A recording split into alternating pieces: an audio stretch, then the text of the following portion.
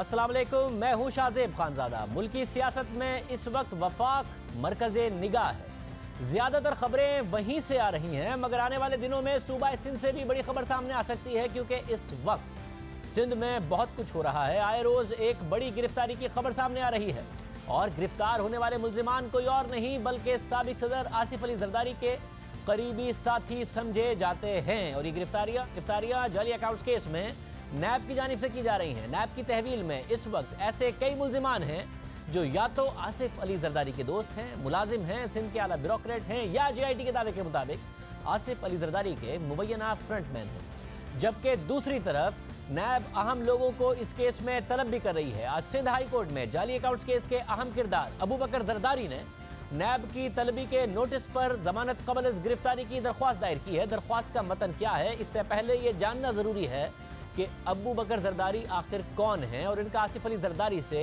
क्या मुबैना ताल्लुक है। JIT के दावे के मुताबिक अबू बकर जरदारी आसिफ अली जरदारी के वकील हैं। JIT के सामने वो आसिफ अली जरदारी की नुमाइंदगी भी कर चुके हैं, जबकि ज़राए के मुताबिक उनका आसिफ अली जरदारी से कारोबारी ताल्लुक भी है। अब उन्हें भी नैब ने तलबी का नोटिस जारी कर दिया है, जिस पर वो सिंध हाई कोर्ट चले गए और वहां उन्होंने जमानत कबल गिरफ्तारी की दरख्वास्त दायर की है। और नैब के कॉल अप नोटिस को मुस्तरद करने की आज इस्तदा की। अदालत ने उनकी हिफाजती जमानत तो मंजूर की, मगर नैब के नोटिस को कलअदम करार देने की इस्तदा मुस्तरद कर दी। अबू बकर जरदारी ने अपनी दरख्वास्त में मौक़िफ़ इख्तियार किया। नैब ने पाक लेन इंक्वायरी के सिलसिले में 23 अप्रैल को कॉल अप नोटिस जारी किया। नैब ने कहा है कि पाक लेन के लीगल एडवाइजर के तौर पर तहकीकात में मतलूब हूँ। 30 अप्रैल को पेश होने के लिए कहा गया है। गिरफ्तारी का खदशा है, जमानत की दरख्वास्त करता हूँ और नैब कॉल अप नोटिस को कलअदम करार दिया जाए और कार्रवाई से रोका जाए। अदालत ने आसिफ जरदारी के वकील अबू बकर जरदारी की हिफाजती जमानत मंजूर कर ली और उन्हें हुक्म दिया कि वो तफ्तीश में नैब से ताउन करें, यानी अब उन्हें नैब के सामने पेश होना पड़ेगा। अब आसिफ अली जरदारी की कंपनी पाक लेन से मुताल्लिक उनके वकील अबू बकर जरदारी को नैब ने तलब किया है, लेकिन मामला यहाँ तक महदूद नहीं है। पाक लेन के अकाउंटेंट मोहम्मद हनीफ को भी गुज़िश्ता रोज़ नैब ने गिरफ्तार कर लिया है और अकाउंट्स केस में, जाली अकाउंट्स केस में जो पाक लेन कंपनी का मामला है, इसमें मोहम्मद हनीफ मरकजी किरदार की हैसियत रखते हैं। नैब का इल्ज़ाम है कि मोहम्मद हनीफ पाक लेन कंपनी के अकाउंटेंट हैं और पाक लेन की फ्रंट कंपनी पार्थियन के सेक्रेटरी भी हैं। मोहम्मद हनीफ पर इल्ज़ाम है कि उन्होंने मरकजी मुल्जिमान के साथ मिलकर बैंक से 1.5 अरब रुपए का लोन हासिल किया और इस रकम के लिए बेनामी लोगों के नाम पर पे ऑर्डर बनाए ताकि असल फ़ायदा उठाने वालों का सुराग ना लग सके। अब मोहम्मद हनीफ गिरफ्तार हैं, जबकि नैब अबू बकर जरदारी को तलब कर चुका है और अब दोनों मुल्जिमान का किसी न किसी सतह पर बराह रास्त ताल्लुक आसिफ अली जरदारी से है। लेकिन मामला इन दो मुल्जिमान तक महदूद नहीं।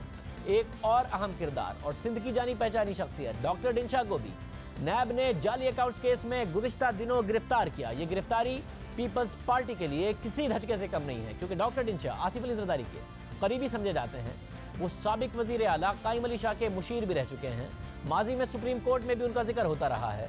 डॉक्टर डिंशा से मुतालिक JIT का दावा है कि वो आसिफ अली जरदारी के फ्रंटमैन हैं, मुख्तलिफ जायदादों की निगरानी करते हैं। जाली अकाउंट से पैसों की मुंतकली भी उनका अहम किरदार रहा है। JIT का दावा है कि पाक आर्बिक प्राइवेट लिमिटेड नामी कंपनी ने 2015 में 1 करोड़ 46 लाख रुपए जाली अकाउंट से वसूल किए। पूछने पर इस कंपनी के CEO ने बताया कि डॉक्टर डिंशा ने उन्हें बिलावल भुट्टो जरदारी की गाड़ी समेत 4 दीगर गाड़ियों को बॉम्ब और बुलेट प्रूफ बनाने का ठेका दिया है।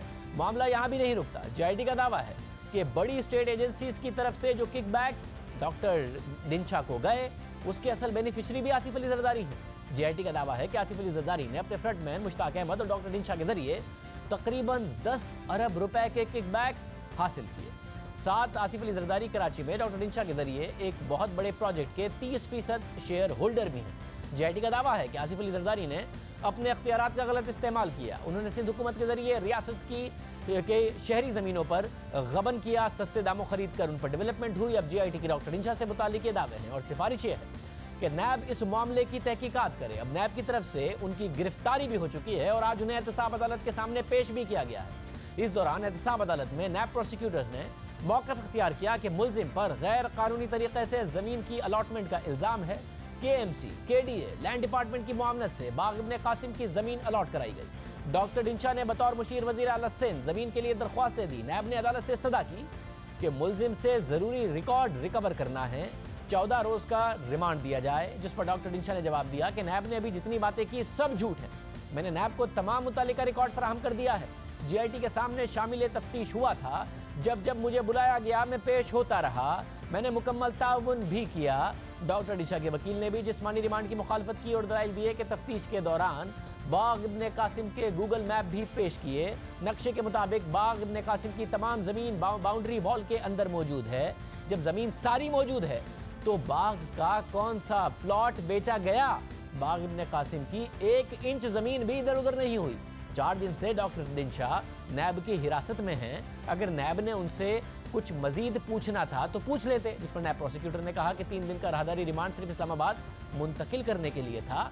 तफ्तीश जिस्मानी रिमांड के बाद की जाएगी, जिसके बाद अदालत ने डॉक्टर डिंशा का 6 मई तक जिस्मानी रिमांड मंजूर कर लिया। अब ये वो सारा बैकग्राउंड है जिसके तहत ये अंदाजा लगाया जा रहा है कि आने वाले दिनों में कुछ बड़ी खबरें सिंध से आ सकती हैं। Doctor Dinsha, Aslam Masood, Arif Khan, Mohammad Umair, Mohammad Hanif, Omni group के सरबराहान, समिट बैंक के सदर, सिंध के आला ब्यूरोक्रेट्स इस वक्त तहकीकाती इदारों की तहवील में हैं, मगर अब भी गिरफ्तारियों का सिलसिला रुक नहीं रहा। अब डॉक्टर डिंशा और अबू बकर जरदारी से मुतालिक मजीद क्या तफसीलात हैं, बात करेंगे नुमाइंदा ख़ुसूसी जाहिद गिशोरी से। जाहिद, बहुत शुक्रिया। जाहिद, ये अहम गिरफ्तारी है, आपके अबू बकर जरदारी से गालिबन बात भी हुई है, क्या तफसीलात हैं मजीद इस हवाले से? शाहज़ेब, जो ये बहुत ही अहम किरदार हैं अबू बकर जरदारी, जो कि लीगल एडवाइज़र हैं जरदारी ग्रुप के और पार्क लेन के, उसमें नैब की मुख्तलिफ ज़ावियों से तहकीकात करना चाहता है। 3 उनको नोटिस भेजे गए हैं। तीसरा नोटिस 22 तारीख को भेजा गया है। 30 अप्रैल को उसने नैब कराची में अपेयर होना है। उसमें एक नोयत उसकी अपनी ही इन्वेस्टिगेशन की है कि उसके नाम पर 11 आर्मड व्हीकल्स पाकिस्तान में इंपोर्ट की गई हैं मुख्तलिफ इंडिविजुअल्स के नाम पे, और उनका तमाम पैसा जो है करोड़ों रुपए का नैब ज़राए का ये कहना है कि वो जाली अकाउंट से पे किया गया है। जबकि दूसरी इन्वेस्टिगेशन ये है, जो हमारे ज़राए का ये कहना है कि वो तमाम जरदारी ग्रुप की जो पार्टनरशिप थी, बिजनेस पार्टनरशिप और पार्क लेन की, उसके बारे में उसको मालूमात हैं क्योंकि वह दोनों के लीगल एडवाइज़र हैं। एक अहम ख़त है जो अभी तक पब्लिश नहीं हुआ। इमरान जो कि मेंबर थे, इमरान मिनहास JIT के, उसने 3 दिसंबर को एक ख़त लिखा था जरदारी ग्रुप को, जिसमें काफ़ी सवालात पे पूछे गए थे। उसका जवाब अबू बकर जरदारी ने दिया था। 7 पेजेस का ये जवाब था, जिसमें बहुत से इम्पोर्टेंट सवाल पूछे गए थे कि तकरीबन 13 करोड़ 63 लाख रुपए मुख्तलिफ फ़ेक अकाउंट से 2012 से 2014 तक जरदारी ग्रुप के अकाउंट्स में आए थे। ये पैसा कहाँ से आया है, इसको एक्सप्लेन किया जाए। उस पर उन्हें 2 सवालात एक्सप्लेन किए थे कि ये ओमनी ग्रुप से मुख्तलिफ लोन्स की शक्ल में A1 इंटरनेशनल और दूसरी जो उनकी कंपनी थी वहाँ से ये पैसा आया है। दूसरे इंडिविजुअल से भी 3 करोड़ रुपए डॉक्टर डिंशा से। इसके अलावा ये वो सवालात थे कि एक अपार्टमेंट 32 लाख रुपए का ख़रीदा गया था दुबई मरीना में, जो कि 2018 में शो किया गया है साबिक़ सदर आसिफ अली जरदारी के टैक्स रिटर्न में। इसको रिवाइज़ करके शो किया गया है। इसकी वजह क्या थी, ये सवाल पूछा गया था। और दूसरों से सवाल ये पूछा गया था कि 2018 के बाद जब रिटर्न फाइल किए गए उसमें उसको किसी और को गिफ्ट दे दिया गया, तो ये क्या वो बिज़नेस पार्टनरशिप थी, कैसे ये अपार्टमेंट आया, इस पर मालूमात हासिल करना चाहती थी JIT उस वक्त। इस ख़त में अबू बकर जरदारी ने बताया है कि इस वक्त सरे दस्त ये मालूमात अवेलेबल नहीं हैं। इसके अलावा दूसरी चीज़ें पूछी गई थी, ये पार्टनरशिप पार्थान कंपनी के साथ कैसे हुई, जरदारी ग्रुप की बिज़नेस पार्टनरशिप की नोयत क्या थी, मुख्तलिफ चाहे उपल 225 हो उसकी नोयत बताई जाए। तो इस पर उसने 2 सवालात रखे थे कि यूनिस मेमन और इकबाल मेमन डायरेक्टर्स हैं इन कंपनीज़ के, लिहाजा उनको ये मालूमात उनके पास हैं, और ये दोनों इस वक्त मुल्क से बाहर हैं और बहुत अहम किरदार हैं। अबू बकर जरदारी से आज मेरी बात भी हुई है। उसने कहा है कि मेरा जरदारी ग्रुप से या प्रेसिडेंट आसिफ अली जरदारी साबिक़ सदर हैं जो, उनसे कोई बिज़नेस पार्टनरशिप नहीं है। मैं एक लीगल एडवाइज़र हूँ, वकील हूँ उनका इन कंपनीज़ के लिए। और साथ ही उसने ये भी क्लियर बताया है कि कोई ना कोई बिज़नेस पार्टनरशिप है, बल्कि कोई भी ऐसी मालूमात नहीं है, उसको मालूम नहीं है कि ये गाड़ियाँ उसके नाम पर किसने ख़रीदी हैं, जाली अकाउंट से पैसा कहाँ कैसे आता जाता रहा है। डॉक्टर डिंशा तारी हुई और ज़ाहिर नैब ने रिमांड मांगा, मिल गया। उनके वकील ने मुखालफत की। नैब का अपना ट्रैक रिकॉर्ड रिमांड के हवाले से, जिस्मानी रिमांड के हवाले से हालिया कुछ अच्छा है नहीं। डॉक्टर डिंशा के हवाले से आपके नैब ज़राए क्या कहते हैं, क्या तवक्को किए हुए हैं वो? डॉक्टर डिंशा का ये एक अहम किरदार है जो कि हर बिजनेस पार्टनरशिप में JIT की डिटेल 5000 से ज़्यादा पेजेस की जो रिपोर्ट है उसमें ये दावा किया गया है कि वो हर जगह नज़र आता है। उसकी एक अहम कंपनी है जिसमें पार्टनरशिप बताई गई है, गैलेक्सी कंस्ट्रक्शन कंपनी। सिंध में जितनी ज़मीनें थी मंदिर की, मस्जिदों की या पार्क्स की, वो आम नाम से ख़रीदी जाती थी सस्ते दामों पे, जो कि ज़रदारी ग्रुप या दूसरे जो पार्टनरशिप थे उनके नाम से ख़रीदी जाती थी। उनको फिर कमर्शियल कराया जाता था और ये 10 अरब रुपए की मुबैना तौर पर किक्स बैक का इल्ज़ाम है कि उसकी कंपनी के थ्रू डॉक्टर डिंशा, गैलेक्सी कंपनी, वहाँ से फिर ज़रदारी ग्रुप को ये पैसा आया। और इसमें एक अहम प्लाट है शाहजेब के, सिंध हुकूमत की ज़मीन थी, क्लिफ्टन कराची में 17 लाख रुपए की ख़रीदी गई थी। उस ज़मीन को फिर कमर्शियल में कन्वर्ट किया गया जो कि ज़रदारी ग्रुप के नाम पर आया। ये JIT और नैब का ये दावा है 3 अरब 40 करोड़ रुपए में कन्वर्ट किया गया और फिर उसको मुख्तलिफ नौइयत में सारी ज़मीनों को कन्वर्ट किया गया। ये इल्ज़ामात हैं, इसलिए डॉक्टर डिंशा का जो किरदार है वो सबसे आगे आगे नज़र आता है इसमें। बहुत शुक्रिया आज़ाद दिशकोरी, इस हवाले से तफसीलात बता रहे थे। आसिफ अली ज़रदारी के लिए अच्छी खबरें नहीं आ रही हैं जाली अकाउंट्स केस में, उनके लिए खतरात बढ़ते जा रहे हैं। दूसरी तरफ बिलावल भुट्टो ज़रदारी अपना बयानिया आगे बढ़ा रहे हैं। हुकूमत अब अगर किसी को जवाब दे रही है तो वो बिलावल भुट्टो ज़रदारी को, हुकूमत और बिलावल भुट्टो आमने सामने हैं, तो ज़्यादा परेशानी तहरीक इंसाफ को होनी चाहिए या बिलावल भुट्टो ज़रदारी असल में मरियम नवाज़ और शहबाज शरीफ के मुस्तकबिल के लिए भी परेशानी बन सकते हैं। तफसीलात आपके सामने रखेंगे।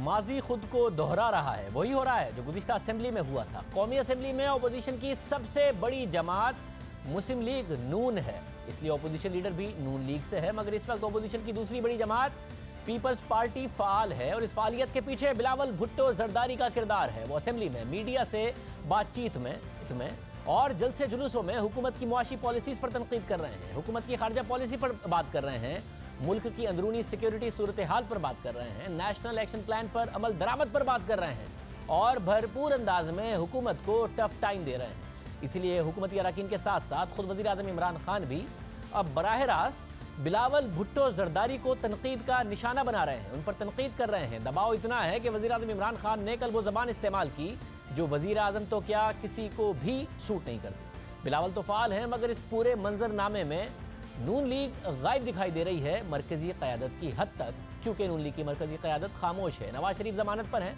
मगर खामोश हैं, शहबाज शरीफ भी ज़मानत पर हैं मगर वो भी खामोश हैं। बिलावल खुद को उनसे बेहतर अपोजिशन लीडर साबित कर रहे हैं। शहबाज शरीफ को 3 मौके मिले, तीनों दफ़ा वो पुरअसर खिताब नहीं कर सके और ना ही कोई बयानिया बना सके। शहबाज शरीफ को इलेक्शन के बाद कौमी असेंबली में खिताब का पहला मौका मिला, ज़ाया किया। शहबाज शरीफ को नैब ने गिरफ्तार किया, प्रोडक्शन ऑर्डर पर कौमी असेंबली आए, मौका मिला मगर कोई पुरअसर खिताब नहीं कर पाए। लंबी तकरीर की, पुरअसर नहीं थी। भारतीय जारियत के बाद भी शहबाज शरीफ को असेंबली में बोलने का मौका मिला, फिर एक लंबी तकरीर की मगर कोई पुरअसर बाअसर बात नहीं कर पाए। अब काबीना में बड़ी तब्दीलियाँ आई, 8 माह बाद ही हुकूमत ने अपनी मुआशी टीम की नाअहली का एतराफ़ कर लिया। फिर मौका था कि अपोजिशन हुकूमत को सख्त तनकीद का निशाना बनाती, बैक फुट पर डाल देती। इस मौके पर शहबाज शरीफ कोई इम्पैक्ट नहीं डाल सके हैं, वो मुल्क से बाहर हैं मगर ना कोई बयान ना ही बयानिया। बिलावल भुट्टो ने कौमी असेंबली में भरपूर खिताब करके हेडलाइंस बनाई।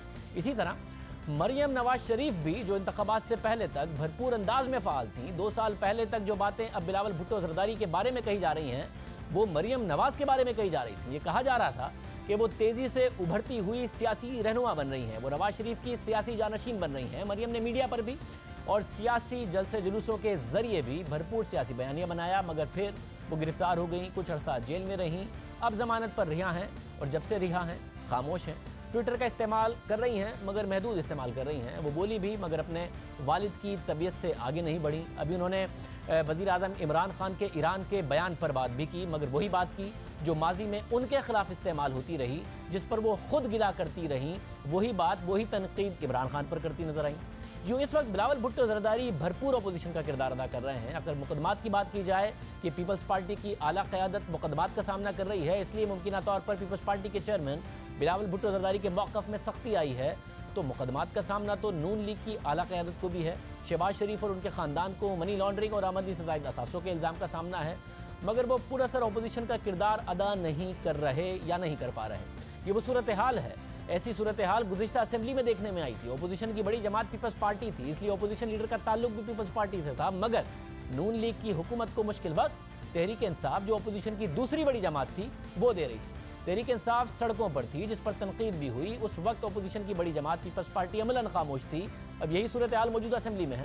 अपोजिशन की सबसे बड़ी जमात फिल वक्त खामोश है। Second tier third tier leadership ज़रूर बयानात देती है, मगर वो असर नहीं डाल पाती जो मरकजी लीडरशिप डाल सकती है।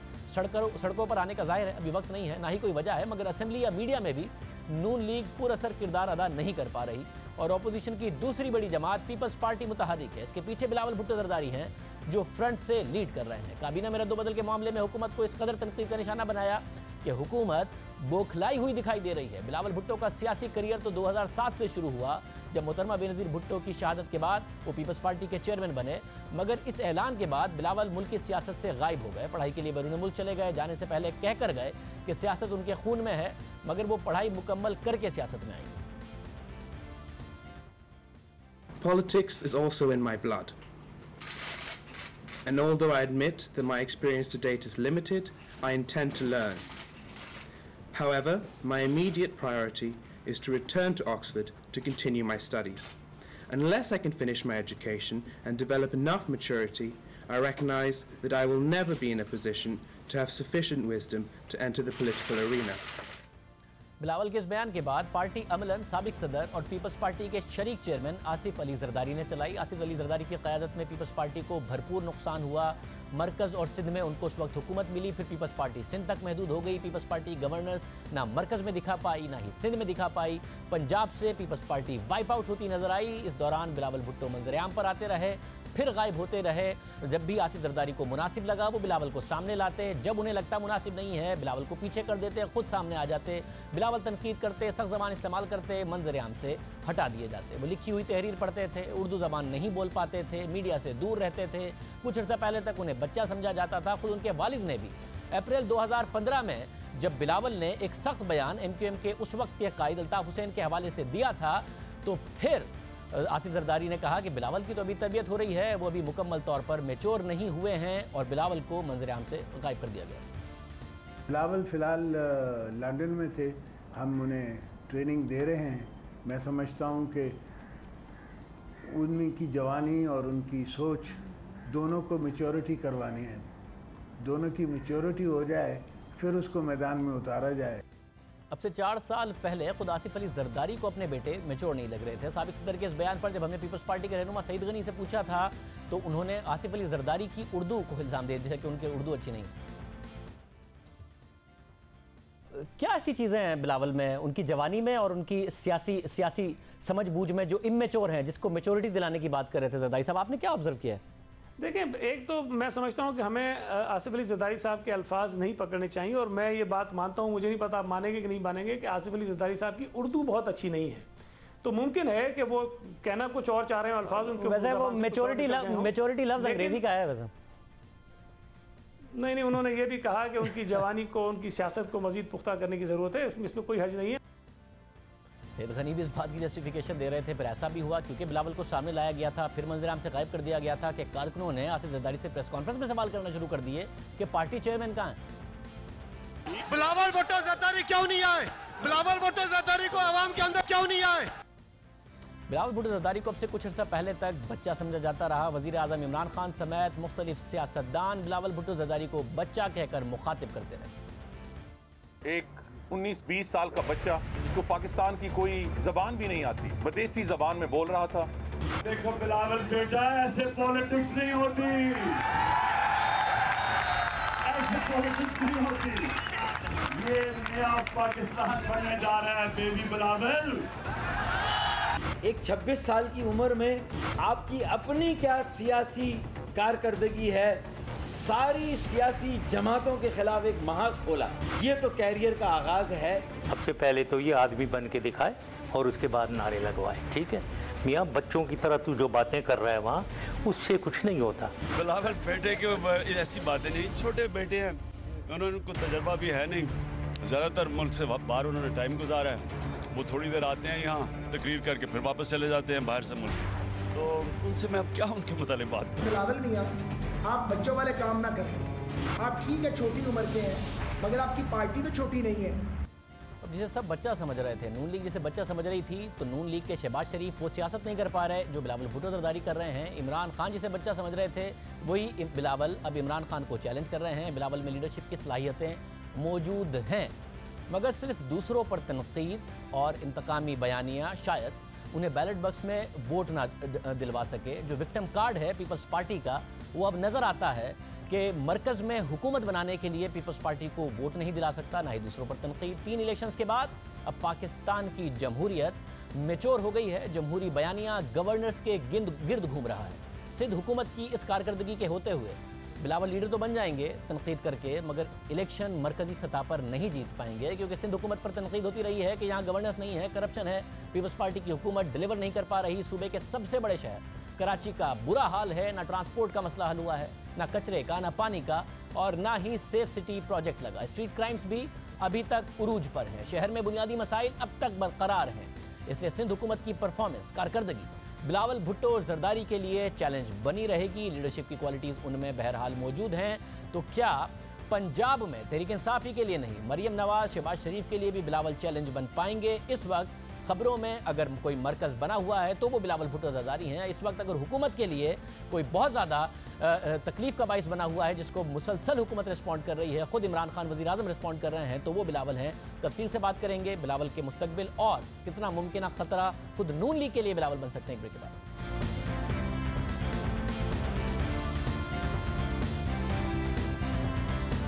सीनियर सहाफ़ी तजियाकार फाउज हुसैन साहब हमारे साथ मौजूद हैं। फाउज हुसैन साहब बहुत शुक्रिया। मतलब ब्रेक से पहले बात हो रही थी बिलावल भुट्टो के हवाले से, जाहिर है हुकूमत अब रिस्पॉन्ड कर रही है सिर्फ बिलावल भुट्टो को।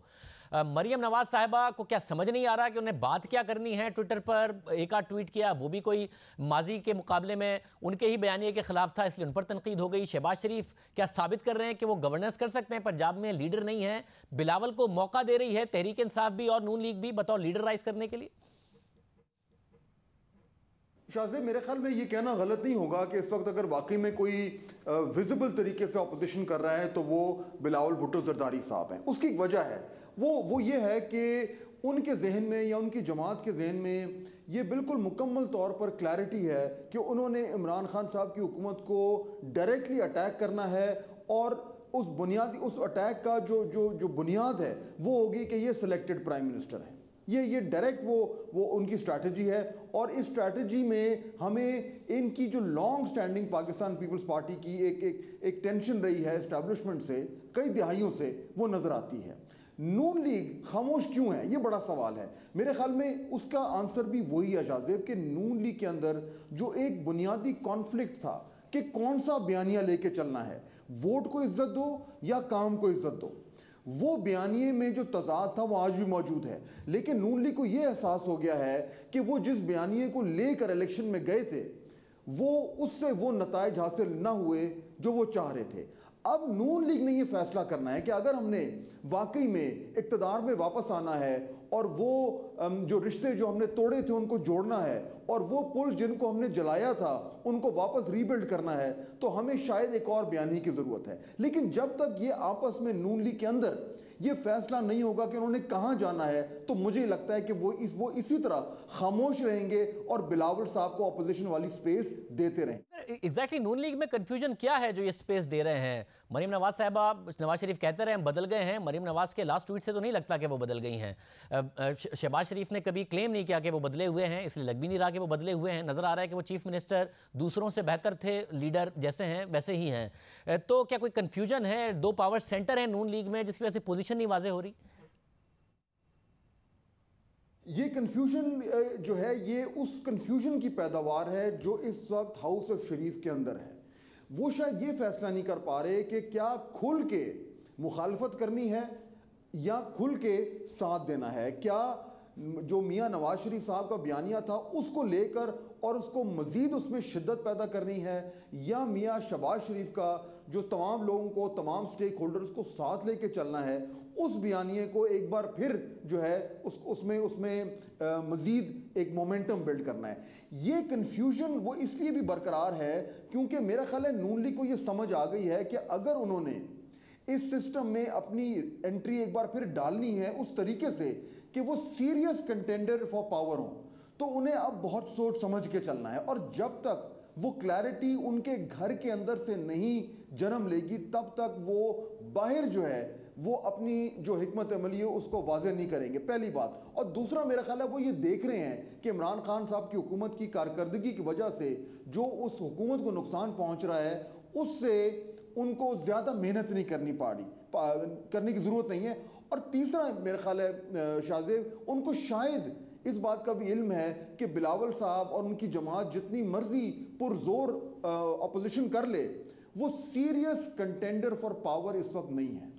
अच्छा, वो सीरियस पंजाब है, जिस तरह पंजाब से वाइप आउट हुई है, और जाहिर है उसमें जो बहुत बड़ा किरदार है अब वो शहबाज शरीफ साहब का है। गवर्नेंस के गिर्द घूमने लगा है जमहूरियत में नैरेटिव दूसरे बयानियों के साथ साथ, और गवर्नर शहबाज शरीफ के जाहिर है अब भी नज़र आता है। उस्मान बुज़दार करीब भी नहीं आते, आप सिंध हुकूमत बिल्कुल करीब नज़र नहीं आती, तो बयानिए के साथ साथ परफॉर्म करना पड़ेगा सिंध में अगर बिलावल ने एक कंटेंडर बनना है पंजाब में। मेरा ख्याल है पाकिस्तान पीपल्स पार्टी को दो चीज़ें करने की ज़रूरत है। पहली बात तो जिस तरह के आपने बिल्कुल दुरुस्त कहा कि इनको सिंध में वो करके दिखाना है जो शहबाज शरीफ ने पंजाब में करके दिखाया, पहली बात। दूसरा ये कि जो एक परसेप्शन सिंध के हवाले, पीपल्स पार्टी के हवाले से बना है कि वो करप्ट है, उस पार्टी की जमात जो है वो बड़े सीरियस करप्शन के स्कैंडल में फंसी हुई है, वो जब तक मामला रिजॉल्व नहीं होता तब तक पाकिस्तान पीपल्स पार्टी जो है उसका स्टेटस ये होगा जिस तरह एक पहलवान जो है वो अखाड़े में उतरता है लेकिन उसका एक हाथ जो है वो उसकी कमर के साथ पीछे बंधा हुआ है। ये दो चीज़ें जब तक वो रिजॉल्व नहीं कर पाएंगे तो वो तकरीरें तो अच्छी कर लेंगे, वो मीडिया पे स्पेस भी ले लेंगे और वो सोशल मीडिया पे अपना नैरेटिव बढ़ा भी लेंगे, लेकिन जो हार्ड पॉलिटिक्स की गेम है उसमें वो सीरियस कंटेंडर नहीं बने। एक और अहम मामला है, मोहतरमा बेनज़ीर भुट्टो की लाइफ में नज़र आता है कि उनकी पोजीशंस क्या रहीं, ख़ानदान के अंदर के जो डिफरेंसेस थे उसके ऊपर भी कैसे उन्होंने राइज़ किया। बिलावल भुट्टो जरदारी की 1.5 साल पहले तक भी ज़िंदगी पर नज़र डालें, सियासी ज़िंदगी पर, तो नज़र आता है कि जरदारी साहब अपनी कन्वीनियंस के हिसाब से उनको इस्तेमाल करते हैं। जब दिल चाहता है बिलावल को आगे कर देते हैं, फिर बिलावल को पीछे करके कभी सेनेट के इंतखाबात में संजरानी को इलेक्ट करा रहे होते हैं, कभी बलोचिस्तान में नून लीग की हुकूमत गिरा रहे होते हैं, मुकम्मल बयानिए पे कॉम्प्रोमाइज़ कर जाते हैं, फिर उनके ऊपर केसेस आते हैं, फिर बिलावल को आगे कर देते हैं।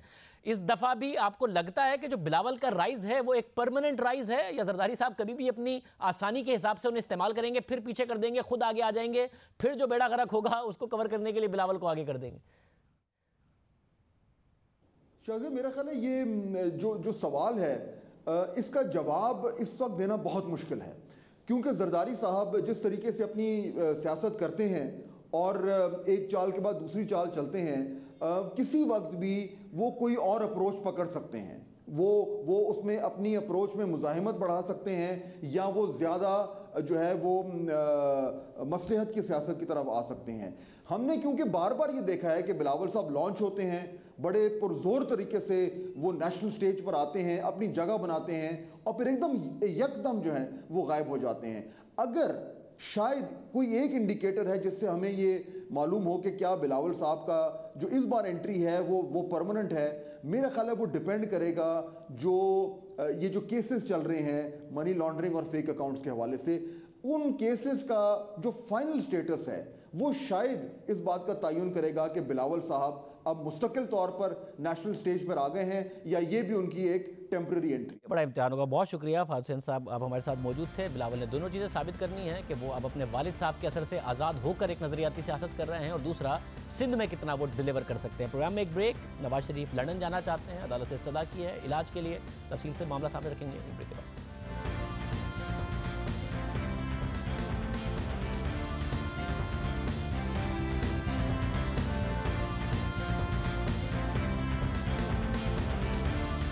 साबिक वज़ीर आज़म नवाज शरीफ को गुज़िश्ता माह अदालत ने अल अज़ीज़िया केस में 42 दिन के लिए तिब्बी बुनियादों पर जमानत पर रिहा करने का हुक्म दिया था, जिसमें से 30 दिन गुजर चुके हैं। और 7 मई को उनकी जमानत खत्म होने वाली है, यानी आने वाले दिनों में उन्हें दोबारा जेल जाना है। मगर आज नवाज शरीफ की तरफ से सुप्रीम कोर्ट के इस फैसले पर नजरसानी की दरख्वास्त दायर की गई है और मौक़िफ़ इख्तियार किया गया है कि नवाज शरीफ को दिल और गुर्दों के अमराज लाहक हैं। Nawaz Sharif high blood pressure, sugar और गुर्दों की 3रे दर्जे की बीमारी में मुब्तला हैं। दरख्वास्त में मौक़िफ़ इख्तियार किया गया है कि अदालत उज़्मा ने 26 मार्च को 6 हफ्तों के लिए मशरू जमानत दी थी। हुक्मनामे में कहा गया कि नवाज शरीफ 6 हफ्तों के दौरान मुल्क छोड़कर नहीं जा सकते, मगर नवाज शरीफ का इलाज उसी डॉक्टर से मुमकिन है जिसने बरतानिया में उनका इलाज किया था। दरख्वास्त में मौक़िफ़ इख्तियार किया गया है कि सुप्रीम कोर्ट ने ज़बानी हुक्मनामे में कहा था कि नवाज शरीफ जमानत में तौसी के लिए हाई कोर्ट से रुजू कर सकते हैं, मगर तहरीरी हुक्मनामे में हाई कोर्ट से रुजू करने का हिस्सा शामिल नहीं है। ये टाइपिंग की गलती हो सकती है। दरख्वास्त में मौक़िफ़ इख्तियार किया गया है कि नवाज शरीफ की मुकम्मल सेहतियाबी 6 हफ्तों में नामुमकिन है। उनका हक बनता है कि वो बगैर शराइत के जमानत पर रिहा हों। सुप्रीम कोर्ट 6 हफ्तों की जमानत के मामले पर भी नजरसानी करे। दरख्वास्त में मौक़िफ़ इख्तियार किया गया है कि पाकिस्तान और बैरून मुल्क के तिब्बी माहिरीन के मुताबिक नवाज शरीफ की जिंदगी को संगीन खतरात लाहक हैं। सिर्फ पाकिस्तान में नवाज शरीफ को इलाज के लिए पाबंद करने के फैसले पर नजरसानी की जाए। सुप्रीम कोर्ट ने 26 मार्च को नवाज शरीफ को जमानत पर रिहा किया था, तो इसकी कुछ शर्तें भी थी। सुप्रीम कोर्ट ने अपने हुक्म में कहा था कि नवाज शरीफ मुल्क छोड़कर नहीं जाएंगे और ना ही उन्हें जाने की इजाजत दी जाएगी। जमानत 6 हफ्तों के बाद खुद ब खुद मनसूख हो जाएगी। नवाज शरीफ जमानत के बाद खुद को मुतालिका इदारे के हवाले करें, वरना उन्हें गिरफ्तार किया जाएगा। जब तक वो अपने आप को हुक्काम के हवाले नहीं करते, उस वक्त तक उन्हें जमानत में तौसी की इजाजत नहीं होगी। अगर जमानत के दौरान इस्लामाबाद हाई कोर्ट से उनके हक में फैसला नहीं आता, तो इस्लामाबाद हाई कोर्ट के पास पूरा इख्तियार होगा ये फैसला करने का कि उन्हें कब और कैसे गिरफ्तार किया जाए। नवाज शरीफ ने अपने सेहत के हवाले से मुख्तलिफ डॉक्टर्स की राय को भी इस नजरसानी अपील का हिस्सा बनाया है, जो इस बात को सपोर्ट कर रहे हैं कि जिस डॉक्टर ने उनका पहले इलाज किया वही इलाज करें तो मुनासिब है, यानी कि लंदन में उनका इलाज हो। अब सुप्रीम कोर्ट इस दरख्वास्त को कैसे देखेगी? क्या वो अपनी आयद की गई शराइत को ख़त्म करेगी या ये नजरसानी अपील ही मुस्तरद हो जाएगी? इस अपील की मेरिट का फैसला बहरहाल सुप्रीम कोर्ट ने ही करना है। आज के प्रोग्राम में इतना ही। आपसे कल के प्रोग्राम में मुलाकात होगी। जाती